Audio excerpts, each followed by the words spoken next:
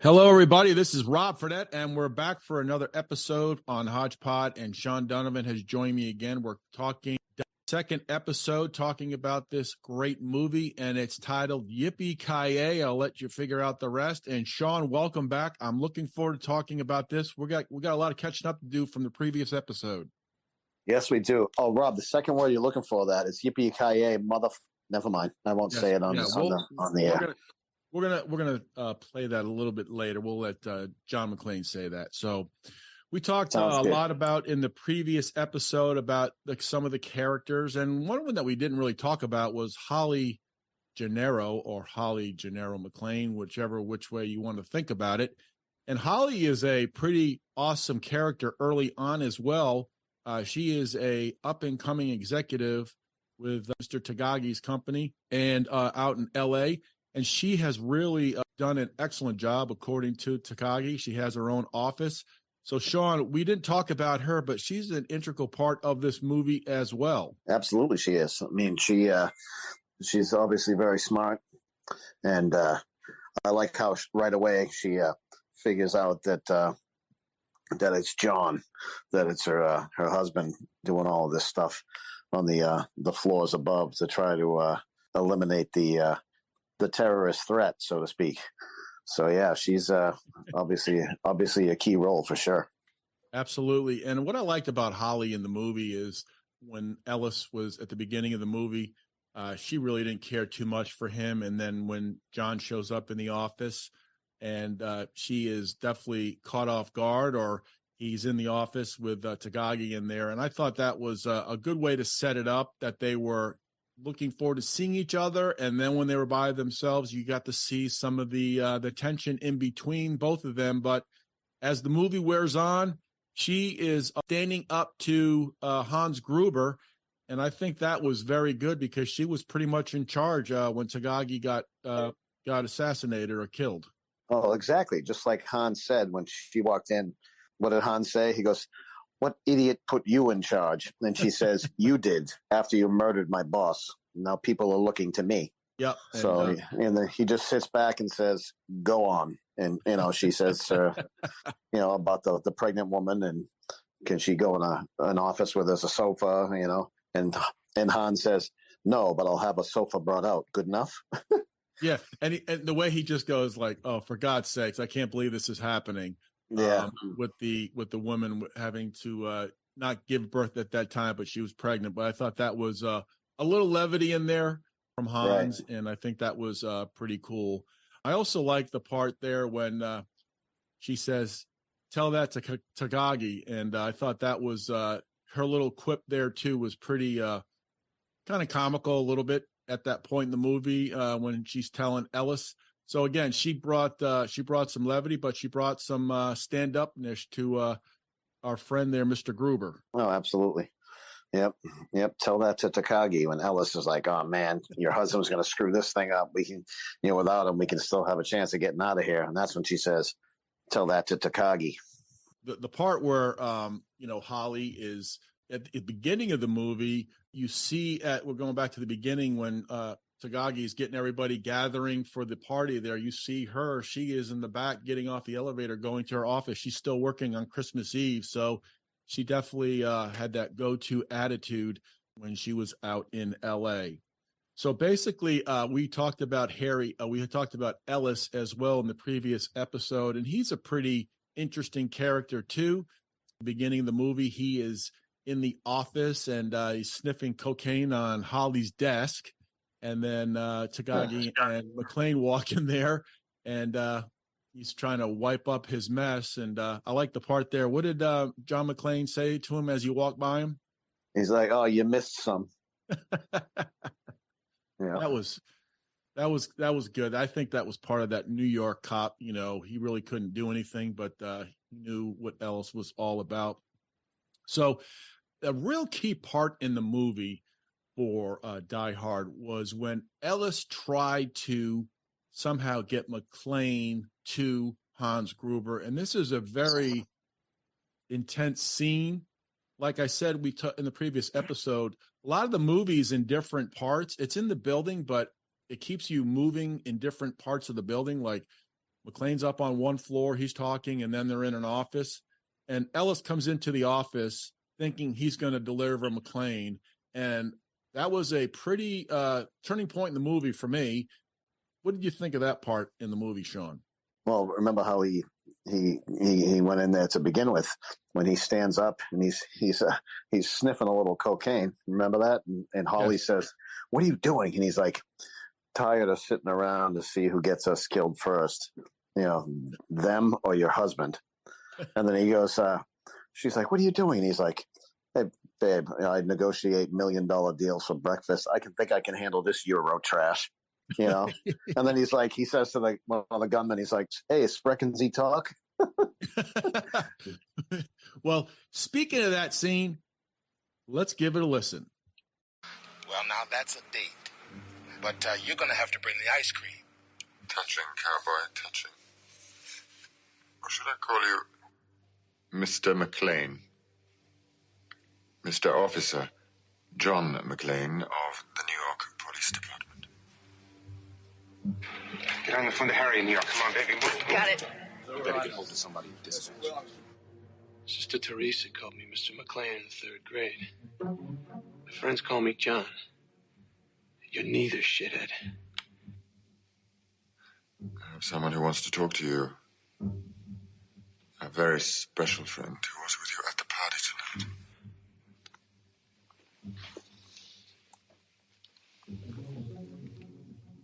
Hey, John boy. Ellis? Yeah. Now listen, John. Give me a few minutes to try to talk some sense into you. I know you think you're doing your job, John, and I can appreciate that, but you're just dragging this thing out. Now look, no one gets out of here until these guys can talk to the L.A. police, and that just ain't gonna happen until you stop messing up the works. Capiche?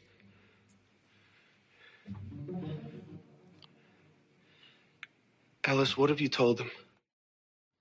So, Sean, I stopped it right there. So pretty much, it's a pretty intense scene. It's the music, and you got different camera, switching cameras, angles, and different parts. But I thought that's a pretty intense scene right there.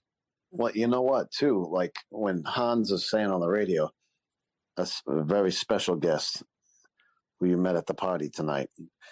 When John first hears that over the radio, he's thinking, you gotta think that maybe he's thinking it's Holly. Yeah, that's what I thought. Yeah. You know what I mean? So he's probably like, "Oh God, he's got my wife." You know what I mean? And then when it turns out to be Ellis, but I love how John tries to talk him out of it. When he's like, "Ellis, these people are going to kill you. Jesus Christ, these people are going to kill you. Tell them you don't know me." And he did everything he could to try to save him. Hans is a ruthless dude. Yeah, well, pretty intense scene. Let's hear it out. I told them we were old friends and you were my guest at the party. Ellis, you shouldn't be doing this. Tell me about it.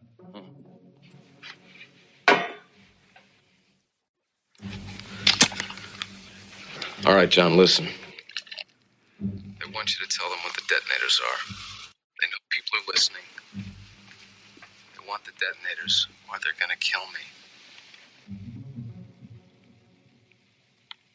John, didn't you hear me? Yeah, I hear you. Hey, John, I think you could get with the program a little, huh? The police are here now. It's their problem. Now tell these guys what the detonators are so no one else gets hurt. I'm putting my life on the line for you, pal. Ellis, listen to me very carefully. John. Shut up, Ellis. Just shut your mouth. Put Hans back on the line. Hans, this shithead does not know what kind of man you are, but I do. Listen. Good. Then you'll give us what we want and save your friend's life. You're not part of this equation. It's time you realized that. Hey, what am I, a method actor, Hans? Babe, put away the gun. This is radio, not television. Hans, this asshole is not my friend. I just met him tonight. I don't know him. Jesus Christ, Ellis, these people are going to kill you. Tell them you don't know me. John, how can you say that after all these years, huh? John. Again, Hans Gruber, he was ruthless, also gave him a chance. He didn't deliver, and the end result was Ellis getting killed. Oh, yeah, you knew that was going to happen. I mean, John did everything he could to try and save him.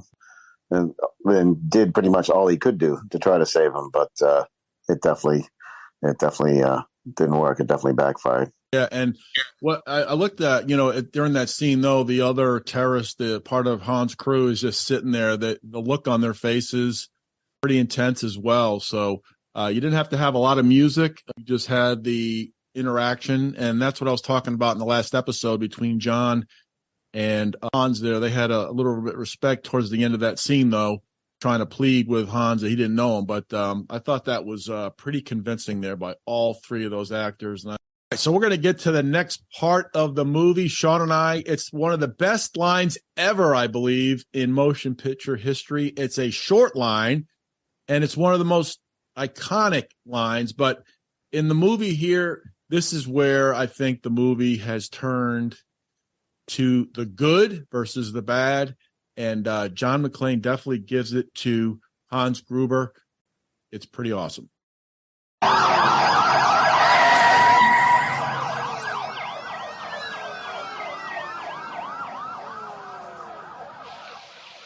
Never thought I'd love to hear that sound.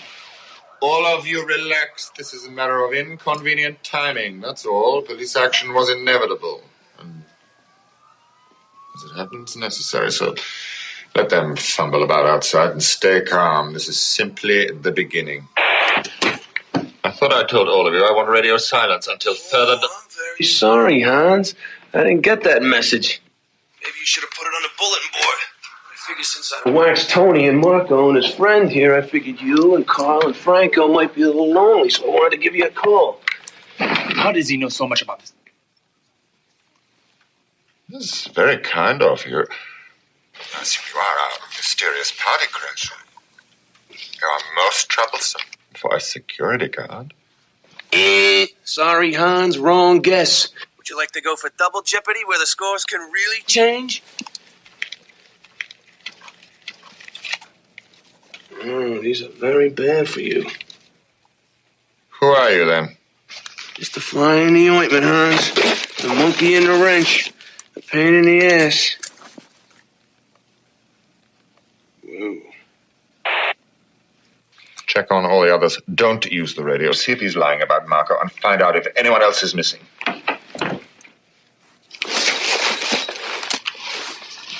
Mr. Mystery Guest. Are you still there? Yeah, I'm still here. Unless you want to open the front door for me. No, I'm afraid not. But you have me at a loss. You know my name, but who are you? Just another American who saw too many movies as a child. Another orphan of a bankrupt culture who thinks he's John Wayne, Rambo, Marshall Dillon. I was always kind of partial to Roy Rogers, actually. I really like those sequin shirts. Do you really think you have a chance against us, Mr. Cowboy? Yippee-ki-yay, motherfucker. Awesome scene. Absolutely. Awesome I love the scene. look. I love the look on Hans's face when he goes. Yeah, When he's talking about like, what Jeopardy. the hell's going on here? He's looking at the radio. Hans looks at the radio like, what is he talking about? Which I thought that was cool. He's talking about double jeopardy. Yeah, with the scores. Yeah, Can really exactly. change. What I like too about the scenes is just they're talking. The music is very low, and it's just the facial expressions. I thought that was probably one of the best. One of the best scenes in any action movie, and there was no like shooting or anything like that. It was just perfect. The tension in that series right there of that scene is pretty intense. Well, yeah, it's setting the tone for, now it's good versus bad.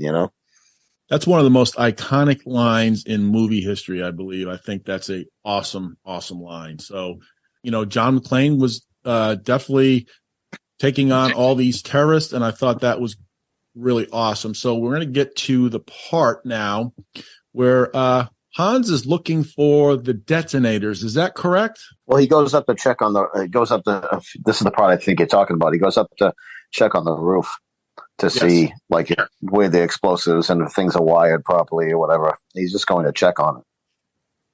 Yeah, it's this is a pretty intense scene too. So I'm going to play just a little bit of it, but I'm going to talk about just something I noticed.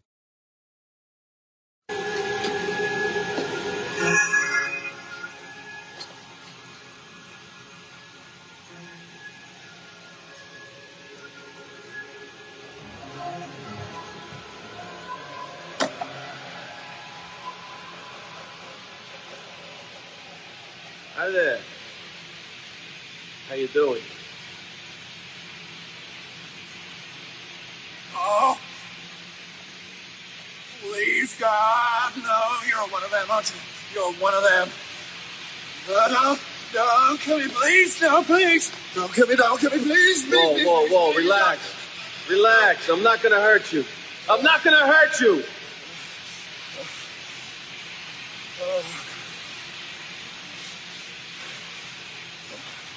The fuck are you doing up here? What were you looking for? I managed to get out of there, and well, I was just trying to get up on the roof and see if I could signal for help, you know. It's just from here. Why don't you come in and help? Whoa. We go. Forget the roof. Come on. I said forget the roof. They got people all over. Come on, you want to stay alive? You stay with me. Thanks.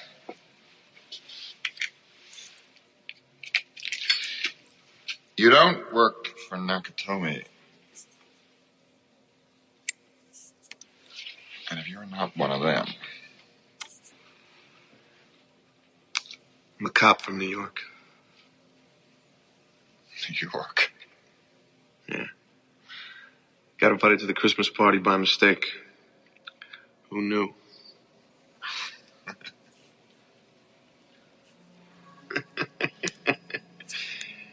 Yeah. Better me call your pants down, huh?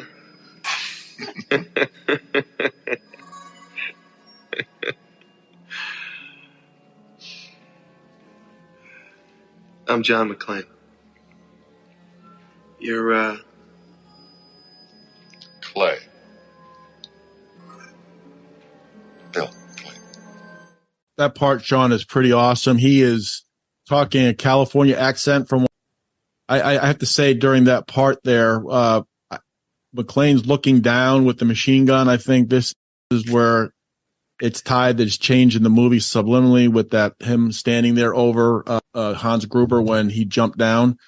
I'm trying to find the explosive. So that part was pretty intense as well as we get to the end of the movie. Yeah, and I love how Hans was quick to react with that, with the accent, with the fake accent and everything. And you got to wonder if John believed him right away, or if he was suspicious, or if he even knew it was Hans. I don't think if he knew it was Hans, he wouldn't have handed him the gun, even though the gun was empty. But I think he did know it was Hans. I know there's some thought that he didn't know who he was, but I'm on the camp that says he did know who he was. He gave him the gun, unloaded to see what he would do.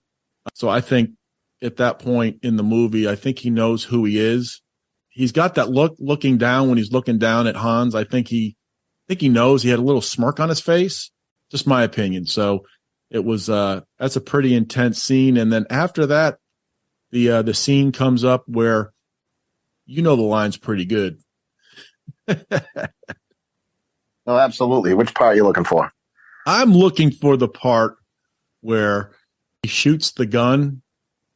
There's no bullets in it. And yes. And Bruce Willis, John McClane's like, oops, no bullets. And he keeps shooting. He goes, rips the gun out of his hand and goes, what do you think? I'm stupid? And then the elevator opens and here comes some more bad guys. Hans is like, you were saying. Put down the gun and give me my detonators. Well. Hans. Put it down now. It's pretty tricky with that accent. You ought to be on fucking TV with that accent. But what do you want with the detonators, Hans? I already used all the explosives. Or did I? I'm going to count to 3. Yeah. Like you did with Takagi. Oops. No bullets. You think I'm fucking stupid, Hans? You're saying? Man, oh man, that's just pretty cool. Like you see like a lot of bad and good guys during the course of their movies. They're fighting and they're jumping and they're going through glass and things. But the scene of both of them when he handed him the gun was pretty intense, because Hans looked like he was trying to play into John, but then John walks away and he puts the cigarette down, and the look in Hans's face that says, "I'm going to get you, you son of a you know what." And then that's when he shoots the gun with no bullets in it. And then after that, it's the famous line there where he's talking to Carl in German. And what happens with that? Well, I have no idea what they were saying in German, by the way. But yeah, that's when John turns around and says, well, well, well, Hans. That's a pretty good accent, you know. You should be on TV with that accent. And that's when he was, Hans was pointing the gun at John and just trying to fire it. And of course, it was empty, so nothing was happening. I love it. I mean, he's literally like 2 feet away from Hans during that scene. And Hans is just so convincing. The look in Hans's face before he shoots the gun is pretty incredible. And then he looks like a little wimp when he's shooting the gun with no, and then who's in charge? And then he goes, "You were saying?" Yeah. So the famous party kills another one of the terrorists, and then they shoot the glass. And I read that they were allegedly talking German in the movie, but it really wasn't any type of German. But I thought that was pretty interesting. And then he shoots the glass, and then John ends up getting his feet all bloodied, and that was painful to watch. Yeah, but you gotta that's my favorite line. My favorite line in the whole movie is when Hans, so after after John knows that it's Hans, and he shoots that guy in the elevator, and then he takes off running, barefoot, of course, still.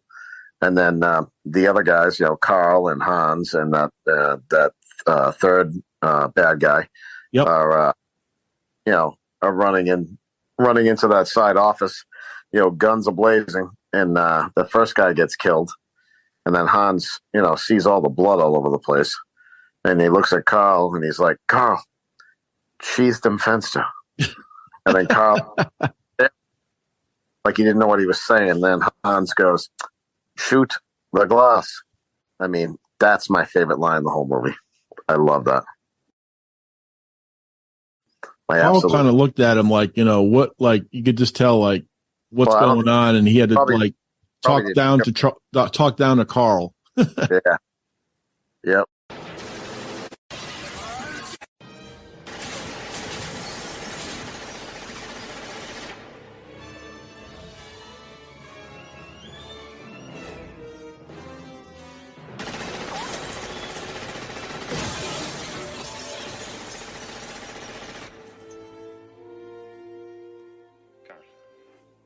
Schieß dem Fenster.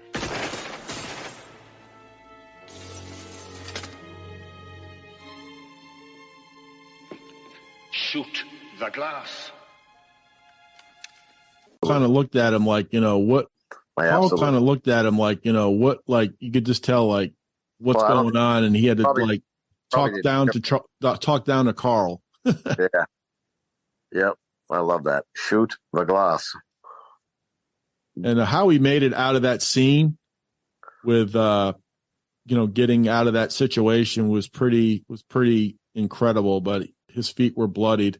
Just going back to Ellis, the other part I liked in the movie was when they had the terrorist expert on, and they were talking about the Helsinki syndrome. They said the experts talking about whether, the hostages and the captors are kind of have a relationship. And then as he's saying that, Ellis is being dragged out. When you drove that car, I figured you for the street, Al. In my youth. In my youth. And author of Hostage, Terrorist, Terrorist, Hostage, A Study in Duality. Dr. Haseldorf, what can we expect in the next few hours? Well, Gail, by this time, the hostages should be going through the early stages of the Helsinki syndrome. As in Helsinki, Sweden. Finland. Basically, it's when the hostages and the terrorists go through a sort of psychological transference and a projection of dependency. A strange sort of trust and bond develops. We've had situations where the hostages have embraced their captors after their release and even corresponded with them in prison. Oh my gosh, you're pretty macabre with that. Oh my God. Yeah. Jeez. They did a good job with that. Yeah, I like the way they did that, you know. Like how there are often times where the expert on TV, you know, there are often times when the captors have embraced their, you know, the terrorists or whatever, and even corresponded to them while they were in prison. And then it shows Ellis being dragged out. Oh man, that's a sick part, but it showed that the experts do not know what they were talking about. They kind of dissed them as well as the LA police in the movie, especially Dwayne T. Robinson. So basically, at the end of the movie, Sean, you had Hans, you had Holly, you had John, and you had the Huey Lewis lookalike, Eddie. So that end of the movie there is pretty intense, and I thought that was pretty elaborate at the end there. John was very fortuitous as far as taping the gun to his back. Yeah, that was cool. He was he realized he only had 2 bullets left, so he taped the gun with some of the Christmas tape. And, he had that little smile on his face. He taped it to his back, and then came out with the machine gun. And Hans, immediately grabs Holly and like holds the gun to her head. And he's, telling him to put the gun down. And when he lets it go, you can see the look on Holly's face. She's like, kind of, oh boy, like why did you put the gun down? And as soon as he drops the gun, the Huey Lewis, Eddie, reaches for his gun, and Hans is like, 9, this is mine, in German, which I thought was kind of cool, and saying like, nope, he's mine, I got him. And they do their little speeches at the end where Hans actually says to John, yes, what was it you said to me? And he goes, you would have made a pretty good cowboy yourself, Hans. And he's like, yes, what is it you said to me? Yippee-ki-yay, motherfucker. And I love the way he says it, because he says it sounds so funny when he says it. And they start laughing, and that's when John ends up shooting both of them. So that was pretty intense. And then we get to the part where Hans breaks through the glass and he has Holly with him. That scene was pretty unbelievable, because you think, well, he got Hans, and then they had to put everybody watching on the cliffhanger towards the very end when Hans is about to, go out stage left. Yeah, didn't you say? I think you told me that in the movie when they were filming it, didn't they let him go early?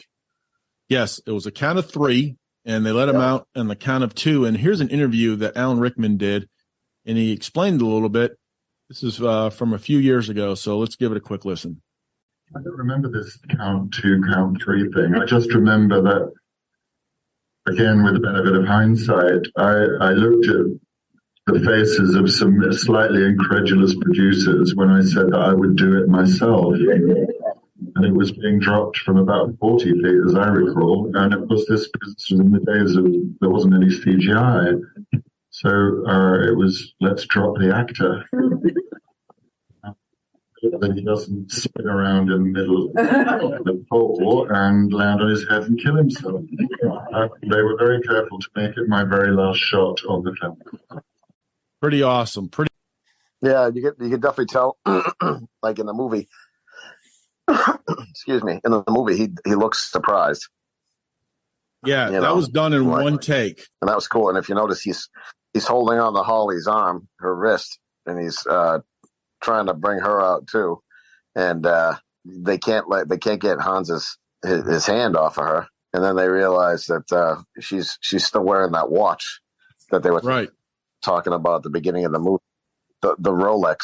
And then Bruce, John McClane, unclips it, and there he goes. Yeah, the scene at the end of the movie is pretty intense. And then when they let him go, and he's got the gun, you think he's going to shoot it, and at that very moment, he's let go, and that is real fear when he fell down. Again, he said he fell 40 feet. That scene is incredible at the end of the movie. Absolutely incredible. Yeah, and then when they show it from the outside of the building with the stunt man, like falling, all that, flailing his arms, it's like, oh. And then you hear that thud, like somebody hitting the ground. It was like, oof. And then Dwayne T. Robinson says, I hope it's not a hostage. Saw some of that. That guy's great. Paul Gleason, I think, right? Yeah, Paul Gleason. Yeah, he was perfect for that part. So we tried to cover some of the highlights in the movie for you because it's absolutely a terrific, terrific action flick. What other thoughts do you have about Die Hard, Sean? Off the top of your head, if you had to guess some of the key, maybe a key character that you think made the movie better. I mean, the obvious one is Hans, but is there a character you might think of that really added to the movie? And then I'll go ahead. I don't think so. I mean, Hans and John were awesome, feeding off each other. Actually, Al Powell, Sergeant Powell, I thought he did a great job. So I would say, yeah, I think Powell definitely added to it. I forget who they said they also almost casted for that part. Was it Gene Hackman? That's right. Yeah, exactly. You're right. Isn't that weird how they possibly initially cast folks and they'd end up not getting it, and then when you see the final results years and later, it always works out to that part of whoever played those parts that ends up being the right person who played that part. Yeah, in a lot of cases, yeah, absolutely. And it's funny. It's kind of cool to hear of like when you read about different people that they wanted for that role, and you're like, really? Yeah. But I love the back and forth with Powell and John, and I love the back and forth with Powell and Dwayne T. Robinson as well. When they first get there, when Paul Gleason first gets to the scene, and he's like, "All right, who's talking to him?" And Powell says, "He goes, yeah. I think it. He's saying, oh, this guy inside is, and he claims he's killed 2 terrorists." So we're only dealing with like 9 now or something instead of 11 or whatever it was. And he's like, and Paul Gleason's like, he claims. And he goes, Paul, has it ever occurred to you that the same, this could be the same guy pulling your chain, the same guy that, no, I don't think so. So he goes, why not? And he's like, well, things he said, like being able to spot, he might be a badge. And he goes, what makes you think that? He goes, things he said, like being able to spot a phony ID. And Paul Gleason's like, Jesus Christ, Paul, he could be a freaking bartender for all we know. Oh yeah, I know. Yeah, exactly. I like, who I like? I like Argyle. I mean, every character outside of the immediate area of John, like Sergeant Al Powell, Argyle, they all teamed up in some way to help out John. Like when Argyle T-boned the ambulance with Theo in it towards the end of the movie. I think that Argyle contributed because that's another bad guy that was taken out. Yeah. And then Al was the communication between ground and, up in the building. I thought that was very good. But Argyle was a very good character. He had some minor parts. And I think I think that was good. Here's one other part in the movie, which I think is hilarious, Sean, and it's towards the end of the movie. And I love it. It's after when Powell shoots the Carl at the very end. And this is a part here that I think is pretty awesome.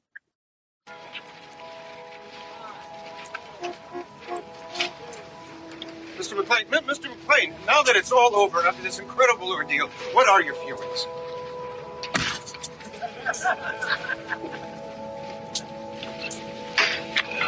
Well. Merry Christmas.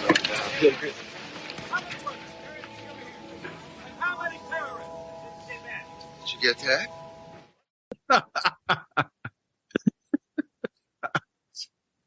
That was awesome. Holly hits the TV reporter. Did you get that? Well, yeah, they did a great job in casting for Die Hard. They really did.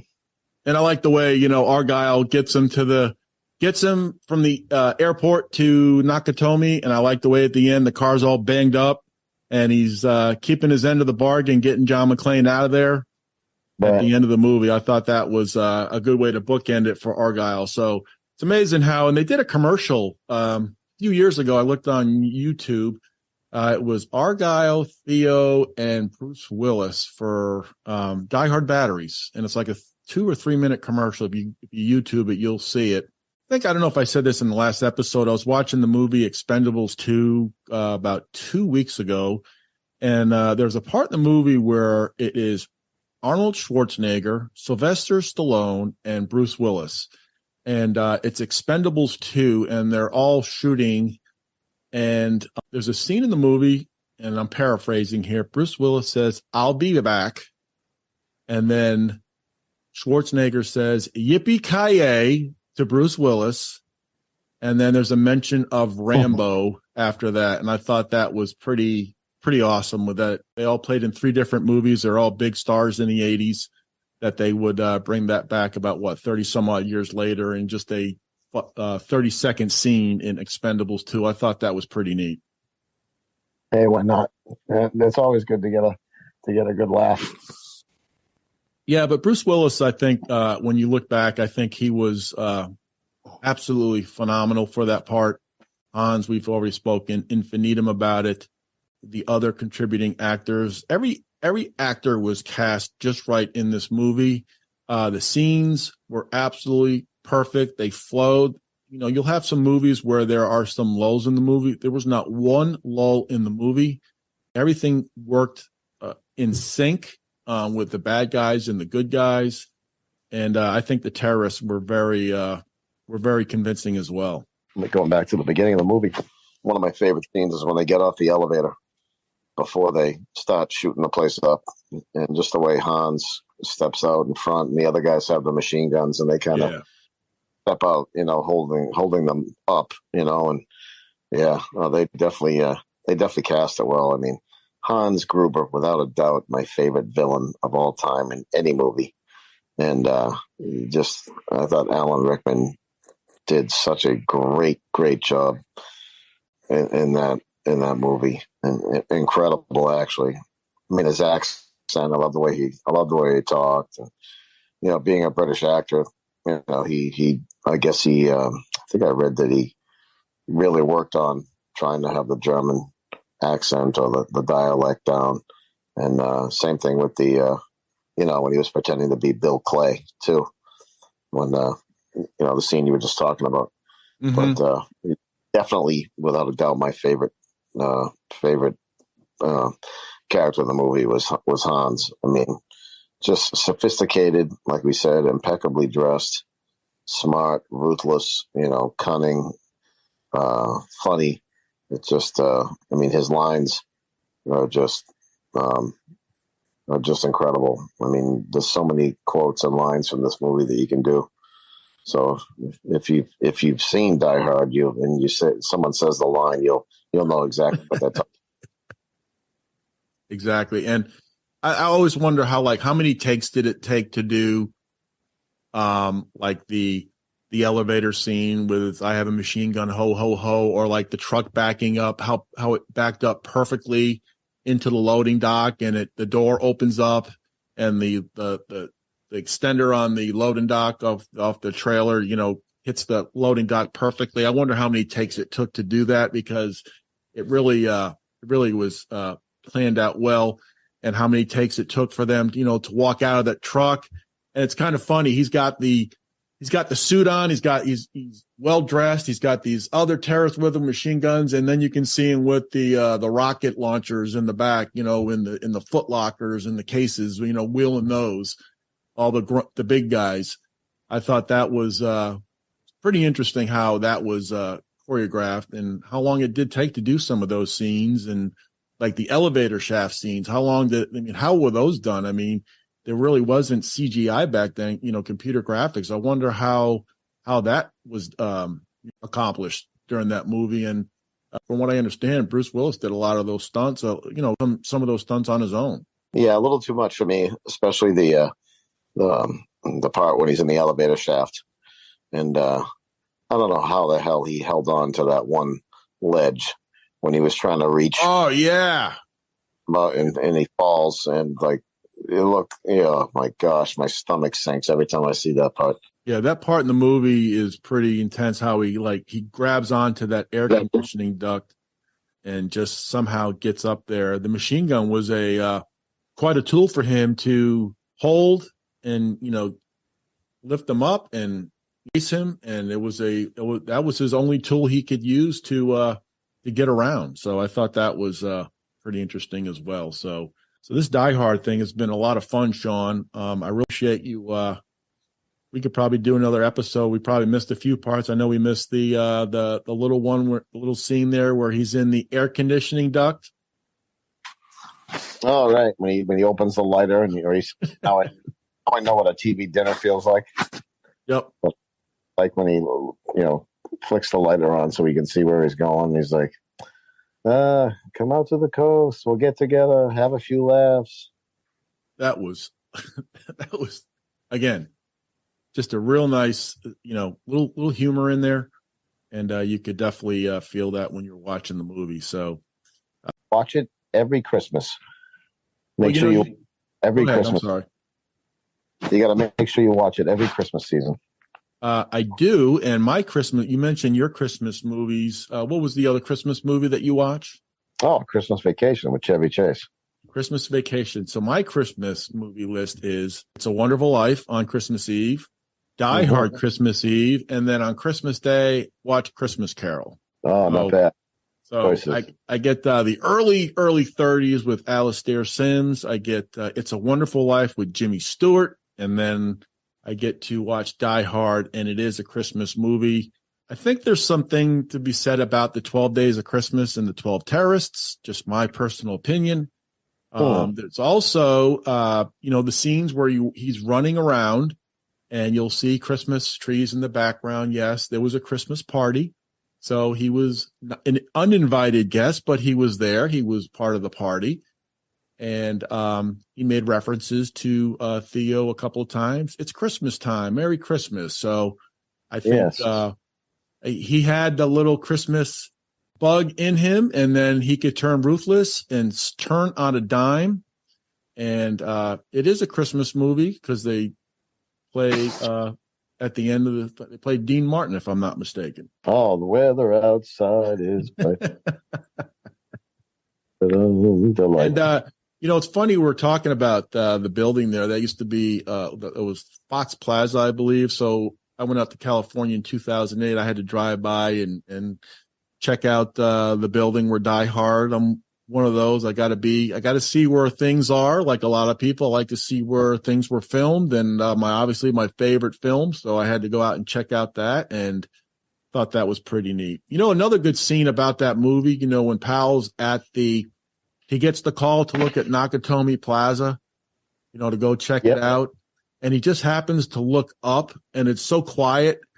And you see the little flashes at the building with the machine guns. I thought that was done very well. Well, also, if you notice, when he looks at the building, first gets the call, he throws the bag of Twinkies in his front seat, shuts the door, walks over to the edge of the street, and looks at, Nakatomi Plaza. and there's prices for gas right there, and it was 74 cents a gallon and 77 cents a gallon. 74 cents. Good catch. Good catch. Isn't that nuts? I noticed that the other day. I was like, holy crap. That's crazy. Yeah. 74 cents for gas. Yep. I love the cars back then in 88. I mean, you look back at 1988 and it's like when you look back, it's like I graduated in college in 88 and how time has flown. It's now what, 30, oh, my math is off. It's all right. 36 years, 36. I'll say 36. Yeah. 36 years. My math is off tonight, but, yeah, it's amazing how time flies. And we talked about the other Die Hard movies. I've seen Die Hard 2 about 10 times. It was a good movie. Had a lot of good action. Can't remember if I saw Die Hard 3 or not. I think that was Hans Gruber's brother. But I have not seen 4 or 5. I'll probably get around to watching those at some times. But I kind of like the original. So I may get to watch them another time. So absolutely. Yep, but definitely Die Hard for Christmas. You have to watch it around Christmas time. Yes, you have to watch it at Christmas time, and I love the debate at Christmas time. People say yes or no, but Sean's in the camp, as I am, about Die Hard being a Christmas movie. So, Sean, I'm sure we missed a few parts, but I think we covered the key ones for Die Hard, and I really appreciate you joining me. This has been a lot of fun, and this will be coming out, and I really appreciate your time with this. Thank you.